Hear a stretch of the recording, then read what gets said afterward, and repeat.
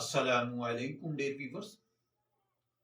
हमारा आज का टॉपिक है, अगर किसी भाई बहन को किसी चीज़ के पाक या नापाक होने के या अपने वजूद और कपड़ों की पाकी नापाकी के शकूक और वसवसे बहुत ज़्यादा आते हों तो ऐसा आदमी क्या करे।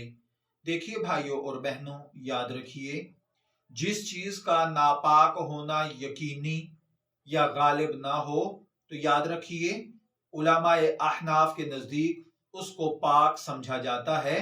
खा कितने ही वसवसे आपके दिल में आते रहें, इनकी परवाह नहीं करनी चाहिए।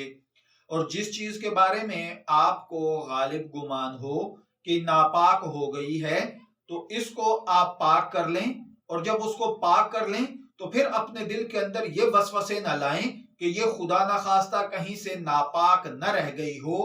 वसवसों का कोई इलाज नहीं होता। अपने दिल को मुतमिन कर लीजिए। वसवसे खामखा आपकी अच्छी खासी नमाज को भी भुला देते हैं। मैं दुआ गो हूं अल्लाह ताला हमें इन बातों को समझकर इनके मुताबिक अमल करने की तौफीक अता फरमाए।